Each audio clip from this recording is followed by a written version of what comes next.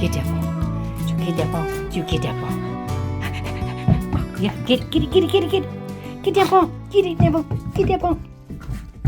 Get it. Uh-oh. Poofy's here. Should we let him, Poofy? We could let him, Poofy. Come on, Toothless. Ah, now I think you're both going to want some points. I know you boys, you like your points. Okay. We have points for boys. Points for boys.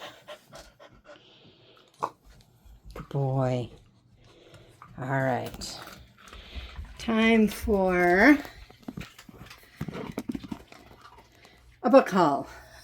I've been holding on to these. There might be a couple that I've already shared, but I'm going to go ahead and do some first lines this time, just in case, because I'm pretty sure I've shared this one, but it's been so long, I don't remember. So just in case, we're doing this.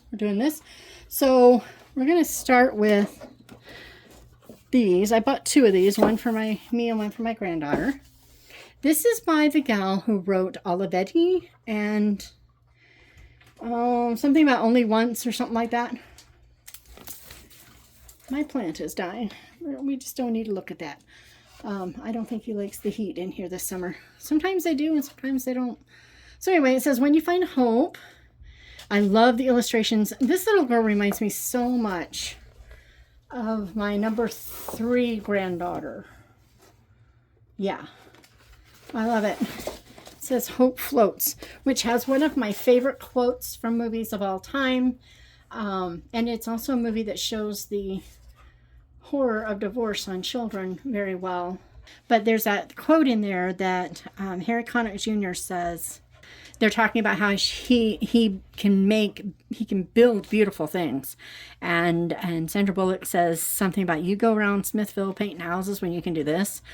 And he says, I know what you're talking about. You're talking about the American dream, where you take something you love and you twist it and torture it, trying to make money at it. And in the end, you don't have a ghost of what you started off loving. And ghost is the wrong word, but you get the gist. So anyway, I just love that it says Hope Floats. Anyway, I didn't see that before. So here's this stunning book, Worthy Kids. I don't know anything about Worthy Kids, but I think it's kind of cool. Once was a tree, the grew hope from its branches. People came from near and far to visit the tree, plucking whatever hope they could reach. They take their hopes home, hide them somewhere safe so nothing could hurt them. But a little girl comes and she goes all the way out and gets the largest hope she can find. I find it interesting that hope is capitalized. Can I just say? Anyway, and when she gets down, she ties a string to it so she doesn't lose it and keeps it with her everywhere she goes. But then it breaks into bits. She found all the pieces, stuck it back together, and tried again.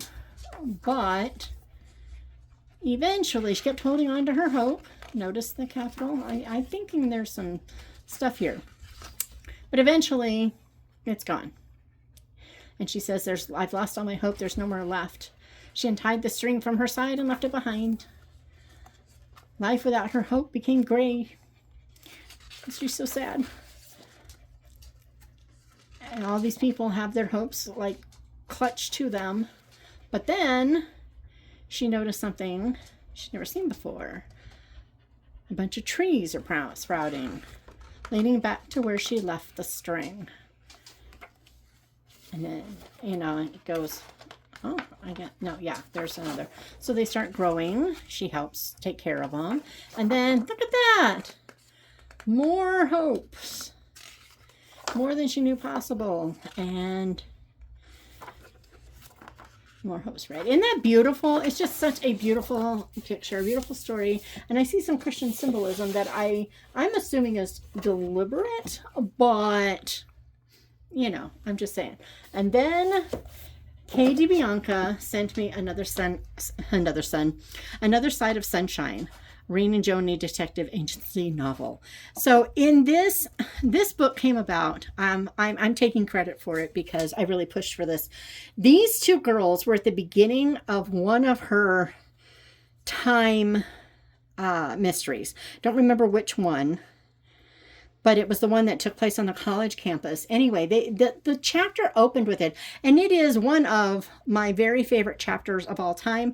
Now, I have a book that I'm reading right now that they're fighting for first place now, because that chapter is absolutely brilliant too. But these girls were so much fun, and I told Kay, I'm like, we want middle grade for these girls. We want to see them solving things because they're just so much fun. And so she sent me a copy. The book is out now, finally. And it says, 10-year-old Penterson is spending her summer writing a novel so she can become rich and famous and won't have to go to school anymore. But when she hears a rumor of a treasure hunt in the university town she lives in, she jettisons the novel and enlists the aid of her 9-year-old cousin Joni to help her find the loot. The adventure begins with a cryptic clue written by the mysterious Mr. Shadow. Competing with other teams of young treasure seekers, Reen and Joni form the R&J Detective Agency and doggedly track clues through the library and around the campus of Bellevue University. But when they decipher a final clue, the solution is stolen by a competitor. All appears lost, but things are never what they seem in Mr. Shadow's world. With just minutes to spare, Reen and Joni get one last chance to locate the treasure. But can they do it before time runs out? The Watch Mysteries. Okay, so Reen and Joni. I'm going to read the first line. Like I said, I'm going to do it this time. I don't always, but I'm going to do it this time. Ha ha ha! I must acknowledge Shatona Havoc, who made me do it. That's not how she put it, but that's what I'm saying. Okay. Out on a limb again. So out on a limb, they were actually in a tree in the chapter that I was talking about. The whole adventure began when I was sitting on my favorite branch in the oak tree that leans over Bellevue University's large grassy squad. Okay. Nothing amazing as an opening line, but it does give us location and a sense of who this person is and where they are and, you know, what might be coming. So that was cool. That was cool. I know I've talked about those two. Anyway, next up, Katie Shade, Dreamt Teller. This book was on sale on Amazon. Someone had mentioned it somewhere. Don't you just love how I'm so full of it? And Amazon sent it to me with a nice little creased corner. Wasn't that sweet of them? They're really bad about that lately. It says, Rebels. Oops, let's turn it so it's not glaring at you. Rebels, assassins, a missing heir. Amid the columned halls and foreign alliances.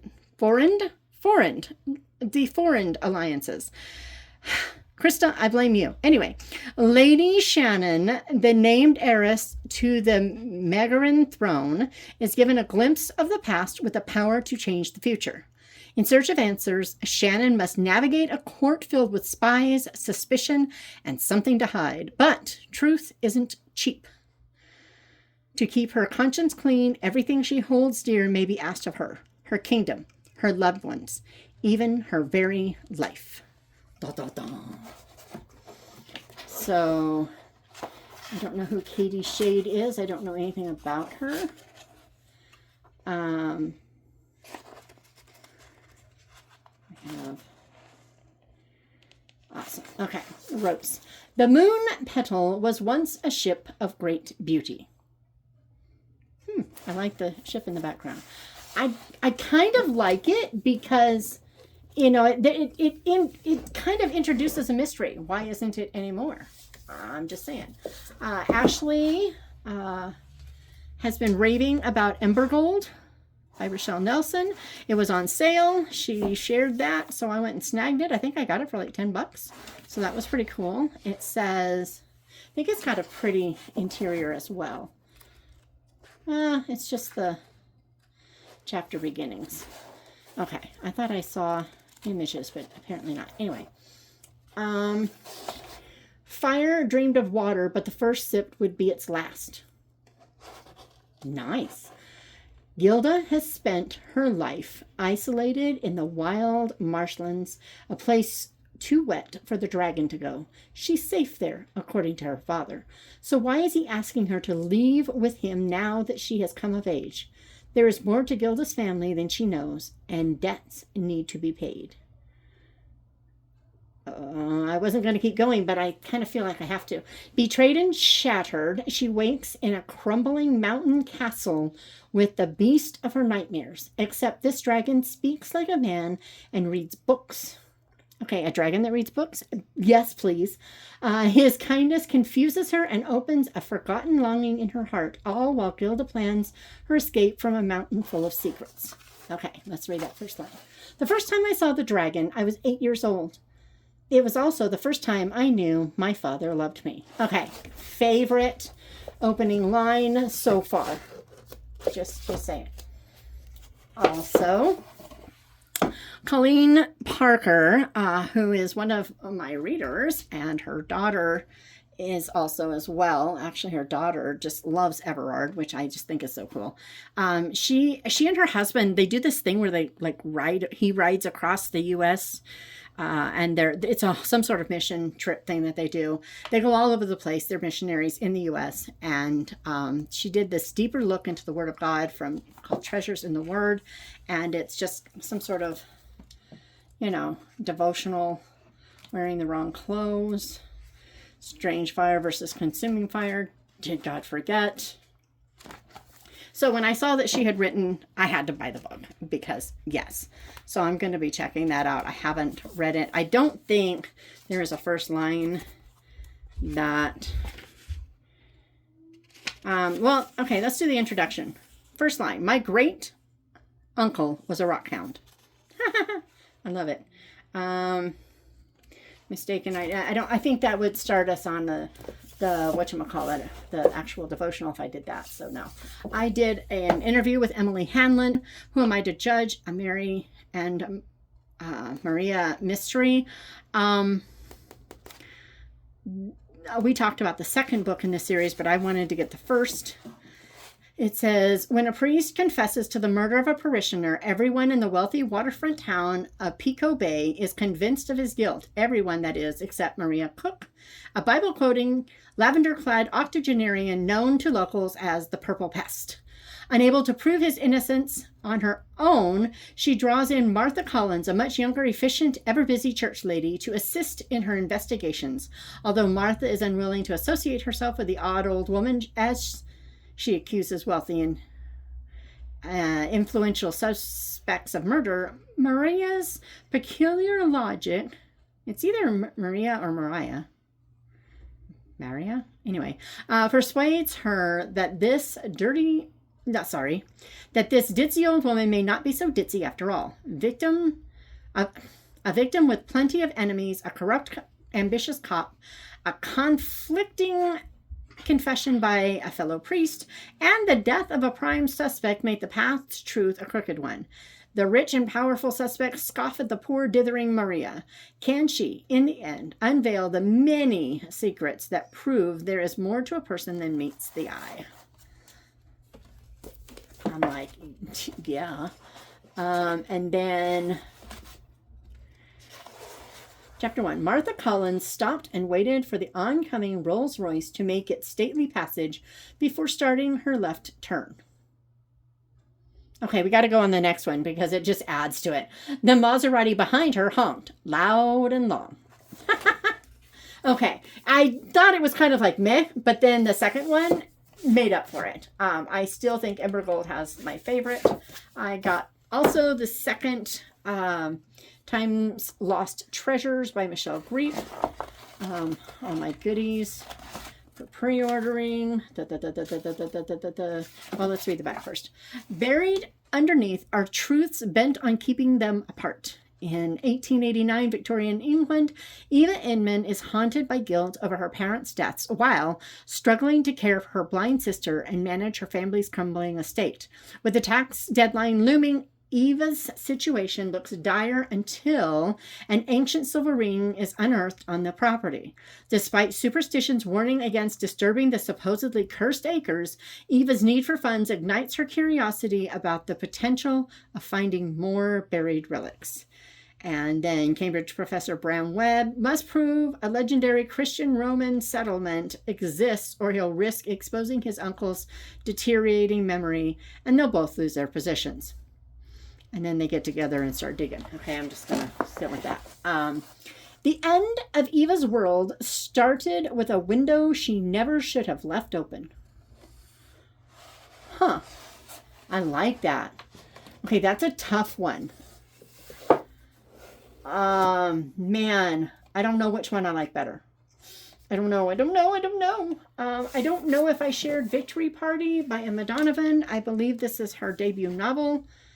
If not, it's one of the first novels she's done. I can't remember. Storm is Coming. When the Great War ends, former cryptographer Lady Jill Morgan has only two things remaining: to host a house party for her brother and to decide her future. That changes when she receives a warning from her one-time employer that her guests may not be all they seem. Captain Richard Darnaway, I like that name, Darnaway, comes to Hunting Tower with his own plans that don't involve tracking traitors like he did during the war, but he finds he'll need all his old skills when a perhaps not so far agent is murdered. Now Richard and Jill have to navigate a guest list of war heroes and supposedly retired spies to find out which one is a murderer and a traitor. So this series sounds awesome. I'm just saying. It's dedicated to her great-grandfather, Private P.C. Lucky, U.S. Army, 1940 to 1945, POW, 1943 to 1945. Ouch. Thank you for your service and your sacrifice. Ah, it kills me every time. Okay.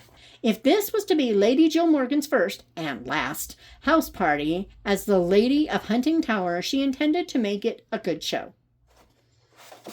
I like it. Solid. Totally solid. I don't know if I've talked about this one before. I feel like I might have. Sugar Birds by Cheryl Gray Bostrom. That episode is coming out like any day now with her next book. Northwest Washington State, 1985. For years, Harris Hayes has taught his daughter, Aggie, the ways of the northern woods, where she sketches nests of wild birds as an antidote to sadness. Then her depressed, unpredictable mother forbids her to climb the trees that give her sanctuary and comfort. Angry, 10-year-old Aggie accidentally lights a tragic fire and flees downriver.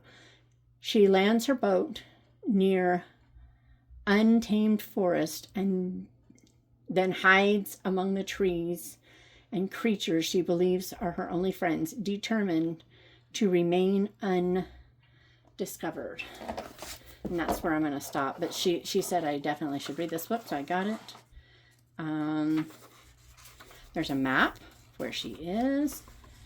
And you stay on the ground, Agate. Well, most rocks do stay on the ground, but I think Agate must be Aggie's real name. Okay. A Garden Wedding. A Garden of Eden novel by Rosey Lee. I have the first one, and now we have this one. Well, Martha's troublemaking past, she was a very unlikable character in the first book, and her fiancé's disapproving mother destroy her designs for building the perfect life. Martha Gardin is a mess, and no one knows this better than the women in her family. Good-hearted, but often misguided by distrust and insecurity, Martha is known for stirring up drama. That's why Ruth, Naomi, and Mary are pleasantly surprised when Martha mellows out after she begins dating one of the most eligible bachelors in town. Handsome and well-connected, O.G. Greenwald is everything Martha hoped to find in a man, and it's only a matter of time before he pops the question. Rarely caught off guard, Martha is accustomed to getting her way. But when it appears she's finally about to have the life she wanted, a crisis in OG's family brings out Martha's tendency to try to save the day her way, and the divide deepens between her and OG's already indifferent mother, Eve. All right.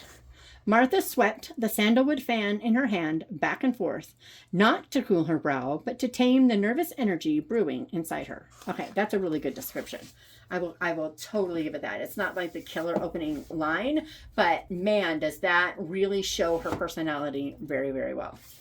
I did get The Codebreaker's Daughter by Amy Lynn Green. I really loved Things We Didn't Say. My favorite book by her by far. Then I read Between the Lines. It was okay. Not so great. Then I read The Blackout Book Club. I really liked it. I think the faith content in there is a little more subtle, but there are places that it is really rich. But mostly it was just really cool to see just how someone who may not have been super connected to books became more connected to books. And that was really cool. Basically out of love for her brother. And then the Foxhole Victory Tour, I have not read yet. I thought I had bought it. I had not. So I need to do that. All right.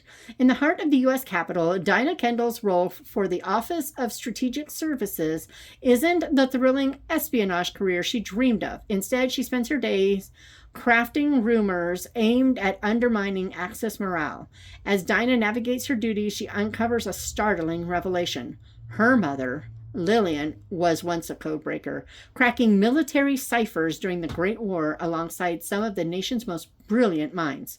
The deeper Dinah dives into her mother's past, the more secrets come to light, including the heavy costs of high-stakes codebreaking. And I'm going to stop there. I don't want to give away too much because sometimes synopses do. As the bell above the drugstore gave its apologetic half jingle, Dinah Kendall turned casually on her stool to see who else had ventured out on such a blustery winter afternoon. Okay, we know where she works, we know what time of year it is, and we know that she's someone who is curious. All right, maybe. Possibly. Sara Brunsvold, The Atlas of Untold Stories. I love Brunsvold. If she writes it, I'm going to read it and love it. I guarantee it. A literary journey beckons them and may profoundly rewrite their stories. Chloe Vance, dreamer of the family, needs to tell her pragmatic mom, Edie, that she has accepted a low-paying art instructor role at a Christian school in Prague. Her older sister, Lauren, the responsible one, is doing all she can to hide the fact that she's been fired for a foolish mistake and is desperately seeking her next career move. Meanwhile, Edie, estranged from her own sister following their mother's recent death, is frankly in no mood for anything else to change. One thing they can all agree on, life in books is sure easier to navigate than life in the real world. As the three women embark on a 9-day road trip to visit significant literary sites throughout America's heartland, they hope to find inspiration through the works and lives of literary greats. And then it goes from there. I'm going to stop there because that gives you the premise. And then, what do we have? All the stuff. Strange how an empty room could be haunted by sound, especially a sound as whispery and distant as the shift of sand between the bowls of an hourglass. Okay, that's really pretty. And I love the fact that we have a map. That's cool. So I'm pretty sure I talked about these. These are the Waldenzian Series by Donna Wichelman. I'm about to go to the Waldenzian community in North Carolina. I'm so excited. But here we go. Donna Wichelman. I'm pretty sure I've shown them. That's she's escaping her past in Cleveland, goes to Milan as an art curator, but then stuff happens. They're romantic suspense, I believe. Jamie Holbrook gave little thought to what dangers lay ahead as she strolled Varenna, Italy's ferry wharf. Okay. It's solid. Nothing amazing, but solid. And then Undaunted Valor. This is number 2. For nature lovers, ski aficionados, travel enthusiasts, and history scholars, the French Alps offer the most spectacular scenery and outdoor creation in all Europe, with its majestic mountain peaks, cascading waterfalls. Okay, so we got the stuff. But Alessandra Mariani's grandmother Lucia is kidnapped during a church conference in Shawnee. Anyway, the same landscape becomes an ominous height to scale, and Jamie Holbrook and her fiance have difficulty distinguishing between friend and foe. Okay, we're going to stop there so we don't get too much. Obviously, we know something that happens in there. There's that. Interesting. This copy I got on eBay, and someone has marked it up. I wonder if this was like a, yeah, look at that. Anyway, a bushel full of butterflies fluttered in Luciana Mariani's stomach. Okay, I've read similar opening lines. The Curious Inheritance of Blankley House by Joanna Davidson Politano. If Joanna wrote it, I'm probably going to love it. Take that, toss it out. There we go. Oh, I guess I should say. A clever young woman, a contested will, and an estate that does not easily give up its secret. It's 1901 when clockmaker and tinker Sidney Forrester receives a most unusual inheritance. Blankley House, the island estate of an estranged uncle she's never met, seems almost alive.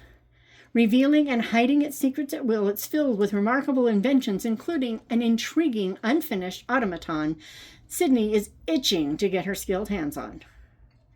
It's also home to a number of peculiar people, including 2 men intent on removing this interloper from the island. Convinced that Sidney has something to do with their uncle's death, the late master's nephews contest the will and work against their cousin at every turn. All right. It was a strangely calm morning in March, with no wind off the dales, when the woman I assumed to be my mother slipped into the shop.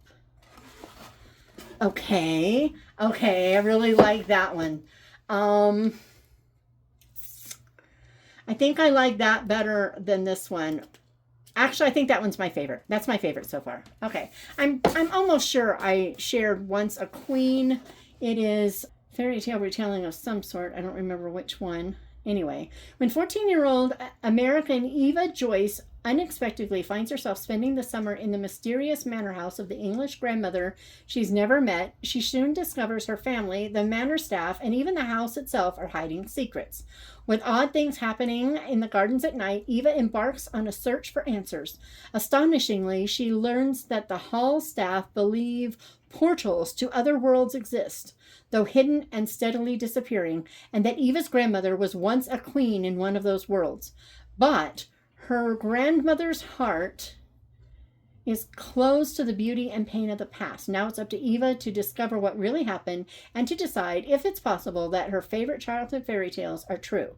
As she starts unraveling the dangerous secrets around the grandmother who is more than she appears, Eva begins to wonder if she too is more than she understood herself to be. Now I remember, it's actually it's Susan's story from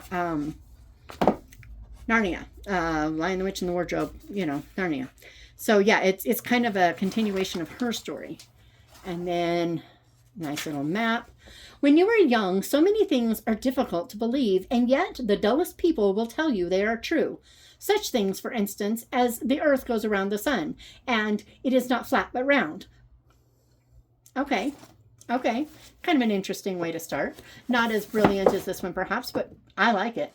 Okay, Steering the Craft, 21st Century Guide to Sailing the Sea of Story. Someone told me to read this. I do not remember who, but whoever it was said to read it. And so, I think it was Becca Syme.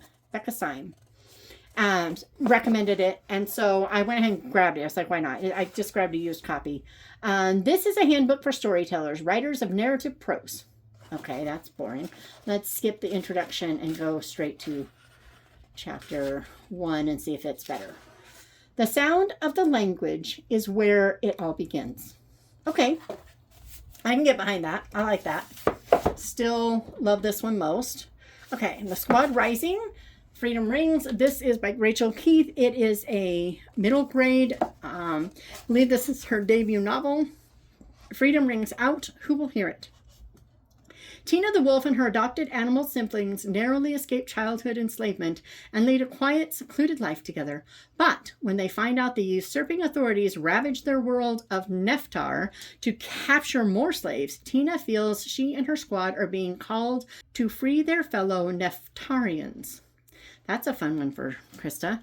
As they plunge into their abolition quest, however, untold dangers arise, from betrayals to life-threatening peril to the discovery of Tina's forbidden heritage. All right, what do we got here? I need to hurry. It's really hot out here right now, guys. This is why we are not doing me on the camera, because I am literally melting into a puddle as we speak. Deafening bang jarred the wolf girl. Okay, I like it. That's solid. Okay, I talked to Adelina Balestri about her book, Gone for a Soldier. Can't remember the name of the series. And she mentioned this book. I thought I had ordered her book, but it's not here yet, so I need to make sure I did. But she mentioned this one, really recommended it. Revolutionary / War for Independence fiction. This is the Rebel Spy series, book 1. She highly recommended it, so I snagged it. From the shadows, an unlikely hero emerges. In the turbulent heart of the 1770s Boston, the embers of rebellion ignite a city on the brink of war. Ian Blackwell, a young man of humble origin and hidden talents, finds himself thrust into a shadowy world of espionage and intrigue. As tensions between the colonies and the crown reach a boiling point, Ian's fate intertwines with a daring spy ring determined to undermine British rule. Navigating a treacherous landscape of secret codes, double agents, and dangerous liaisons, Ian must decide where his true allegiance lies. Okay. Oh, he has other ones. Patriot Sailor. Ooh. Check that out. An icy wind was blowing in from the Boston waterfront, and it brought a bitter edge to the night air. Okay. Okay. We're getting there. We're getting there, guys. The house called Awful End. The Edie Dickens trilogy. One of my readers recommended this. I do not remember who. I think I do. I think it was Loy. I think she's the one who recommended it. Anyway, when both Edie's parents catch a disease that makes them turn yellow, go a bit crinkly around the edges, and smell of old hot water bottles, it is agreed he should go away and stay with relatives at their house. Alas, the house is not the loveliest of places. In fact, it is named Awful End, and the relatives are Mad Uncle Jack and even madder Aunt Maud. Along the way to Awful End, Edie will be hypnotized by a handkerchief, threatened by a bearded stranger, mistaken for a poor little orphan boy at St. Horrid's Home for Grateful Orphans, and granted an audience with the Empress of all China, who isn't really the Empress of all China, but that's another story. You might not cry at everything Eddie Dickens has to go through, but you will most certainly laugh. Sounds a little like a series of unfortunate events-ish. There's a picture. I guess because there's a hole. Anyway, house called Awful End. I bought a cheap copy to see if I liked it. I keep saying Edie. When Eddie Dickens was 11 years old, both his parents caught some awful disease that made him turn yellow, go a bit crinkly around the edges, and smell of old hot water bottles. Okay, well, yeah, that's kind of, yeah. Okay, and then Ashley sent me If Looks Could Kilt, because Scotland, I think maybe it was a silent hint, finish Wee Bonnie books. Yeah, that's my story and I'm sticking to it. Anyway, join former college roommates Molly Ferris, Laura Donovan, and Carol McCallan as they reunite to open a bakery in Bonnie, Lochmallig, Michigan. A place where the iconic sounds of the great Highland bagpipes fill the air. Yes! Kilts never go out of fashion. Aye! And mysteries surface with curious regularity. That's Bonnie. Anyway, undaunted when they discover the only retail space available is in the charming Gaelic town, is a former funeral parlor, event planner Molly, NYC chef Laura, and retired math teacher Carol bravely fire up the Scottish bakehouse of their dreams. Bread on arrival. in the old Victorian mansion right on arrival. That's brilliant. that would have sold me right there. Absolutely would have sold me. There's a bookmark in here. It says, visit many good books, but live in the Bible by Spurgeon. I love that. It's one of my favorite Spurgeon quotes. A drifting mist shrouded green hills and gathered in the steep valleys below. I like it. Okay.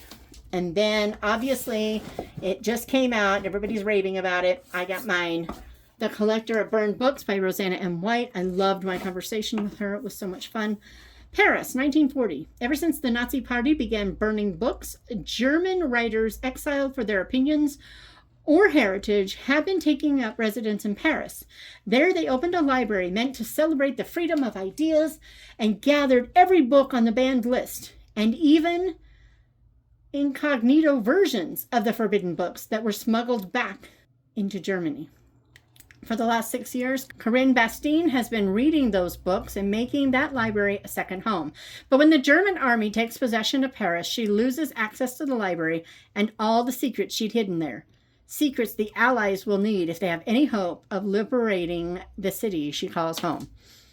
And this tells about how Christian Bauer isn't really fond of the Nazi Party and how he gets involved. But I'm going to stop there. And it was a parade for no one. Or no. It was a parade staged only for the cameras set up along the street, one of which ticked and whirred outside the door she ducked into 5 minutes before. Okay. Very nice, very nice. I read the first book in this series. I can't remember the name of it. Wonder if it'll tell me inside. There's a nice little family tree and everything, but let's see. It's not up here, maybe at the back. Shadow on the Snow. I think Shadow on the Snow is the one I read. I really liked it.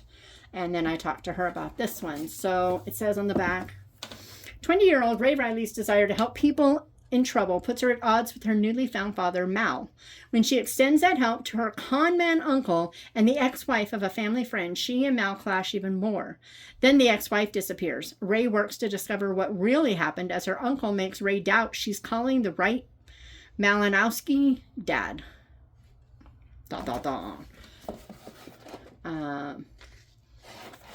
Just stop it. Okay. It's just a thing. Then, when I talked to JPC Allen, she mentioned this book of mysteries, The Long Way Down by Edward D. Hawke, 411. So 411. I thought she said this was a poem, but it doesn't feel like a poem. So maybe I got that wrong. I think I got that wrong. Anyway, I was looking for these Otto. That's why I got Otto. But anyway, The Long Way Down poem or short story is why I bought this book, because she recommended it and I wanted to know more about it. But now I'm like on a mission. If you know anybody who writes poetry that is mystery, I want it. And then finally, I've been doing giveaways on my newsletter, lots of my books going free. And the last time I don't remember why I asked, but I was looking for a question to ask so they could hit reply and tell me.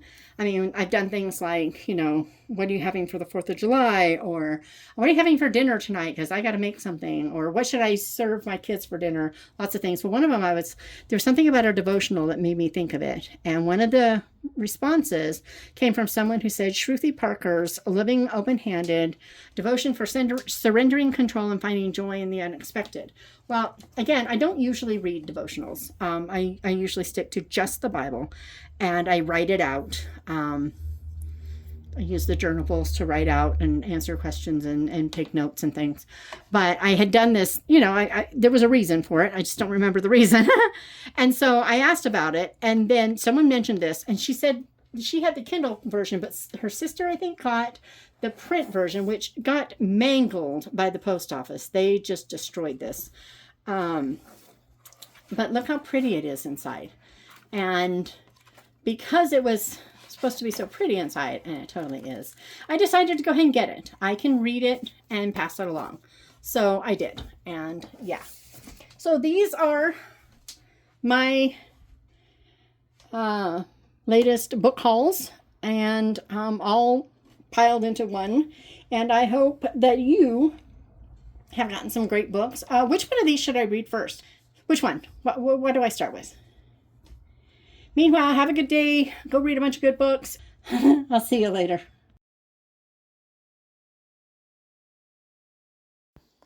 Okay, guys, this is the Archer and Olive Summer 2025 subscription box. I do this for myself. This is my little treat myself thing, and I called this my birthday present this year. This time it was all about beekeeping. I think a beekeeper's garden is what it's called. And there were all kinds of fun little things. So I thought it would be fun if we could open them and you could see what I got. This thing is amazing. I've been using it on my journal, and I'll try to pop a picture in here for a second showing you what it looks like. But love it. Holds my pens beautifully, and I thought it might be fun to stick a couple in there and show you. But let me just say, it's really hard to get this open. I'm just saying the things you have to do to get into it. But so, having something to keep your pens with your journal, the ones, because I use 2 or 3 specific colors every week, and having them in a way that I can keep them with my journal and take them in and out of the house all the time, that is awesome. These colors, I believe these are the dual tip.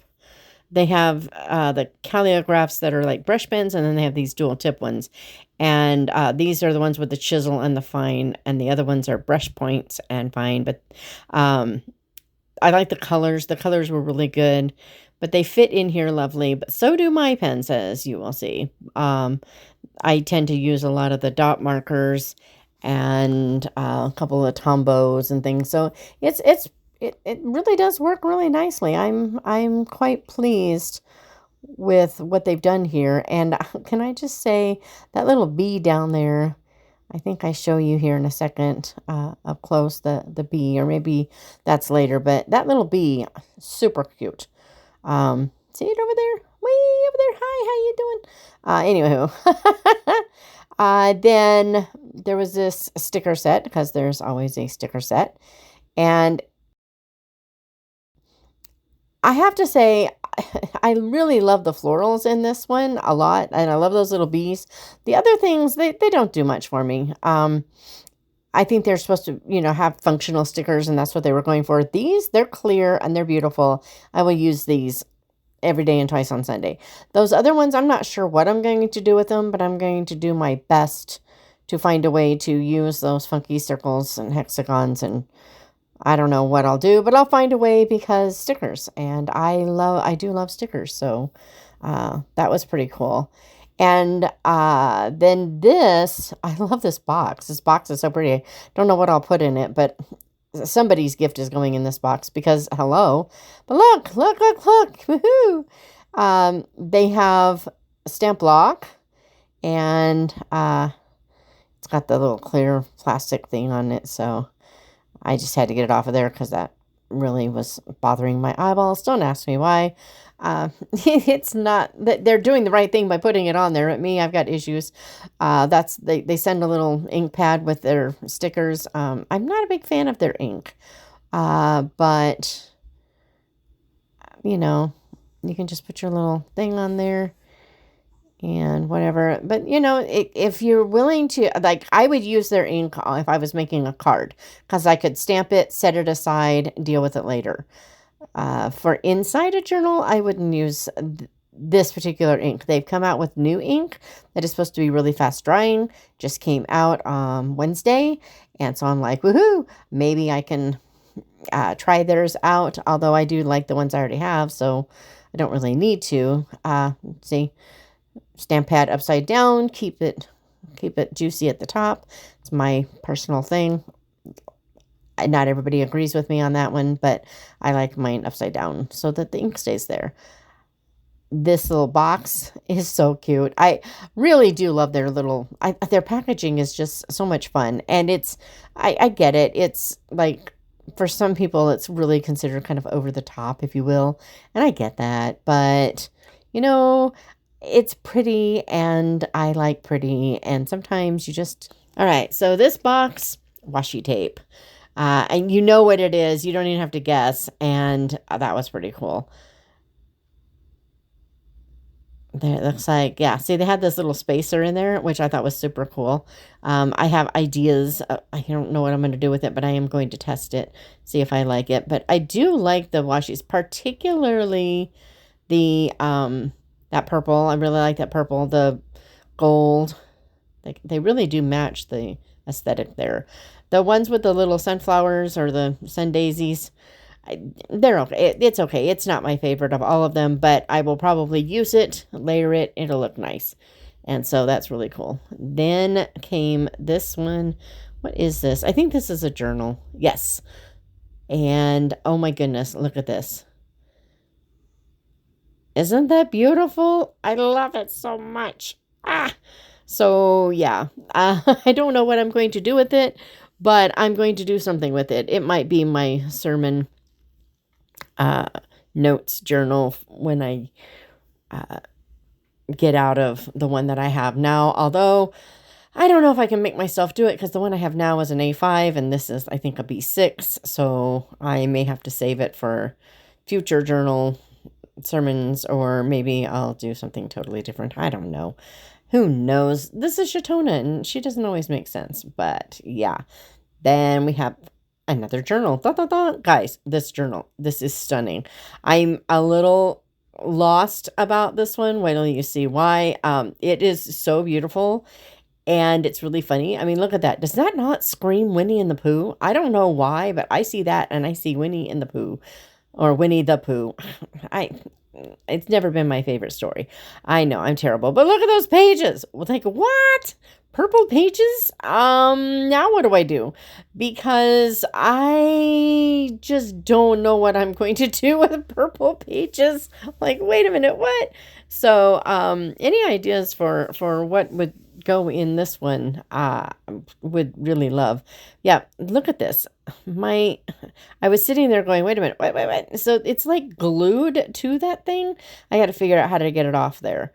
And I don't quite know how to do it. I started playing with it, and then I was like, wait a minute, this is not the time to deal with this.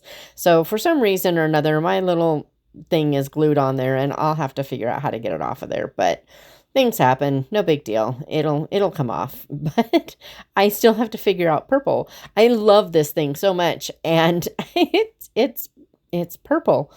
And I don't know what to do with that particular shade of purple. And yet it's kind of weird. I feel so crazy for saying it, but I love that they did it. And I don't know, because reasons. And then I had seen like a few of the sneak peeks for this.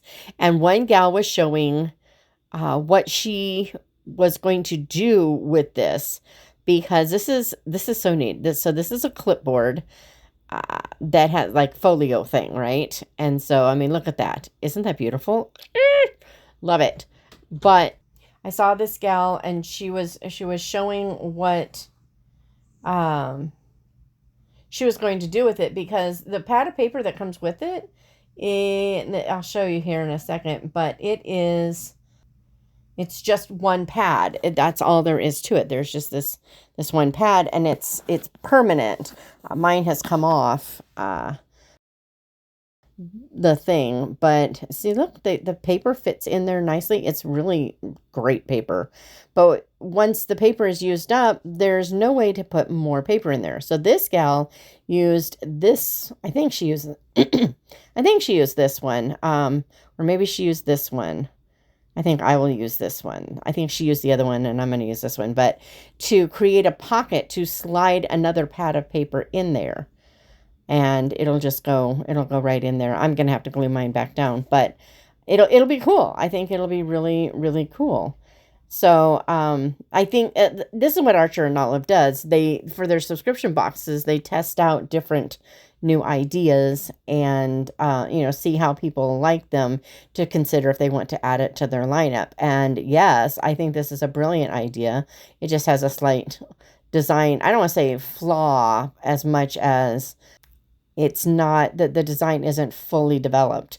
And so if they definitely do that, we can just cut that little edge off. They can add a pocket in there and boom, then we can, replace it with if either them selling paper pads or with us buying, other paper pads and putting it in. Because of course, a folio that you can only use once, that would be a waste. But I think this will be perfect once we get this thing glued on there. So I'm looking forward to doing that. I think it's going to be great. So this was my birthday present to myself, and I love it. And I mean, okay, if you want to argue that the one stickers in the sticker set aren't my favorite, sure. But even those, I consider it kind of a challenge. But in this little card, it tells you everything that's in there. How can I, use the stickers up in a way that I really like? We shall see. But yeah. So there we go. This was it. Just had to share my unboxing while I was here. Oh, I almost forgot to show you my little guy that I got from the summer release. Hey, he's so cute. Wait till you see this. He's just so cute. Been using these traveler's notebooks for my bullet journal. I've had to go back to bullet journaling for, at least for now. It's what's working with my brain. But isn't he cute? Gotta name him. But see, this is how I've been carrying around my pens and stuff. And it just, so cool. So cool. And I now will actually let you go because I've got another Archer and Olive order coming. I just made one on Wednesday, and I figure you probably aren't going to want to see it, but I'm going to show you anyway because reasons, and that's why I put it at the end in case it's not what you want. Meanwhile, have a great day, and read a bunch of good books and give me ideas for that purple and gold journal because I'm still a little lost there.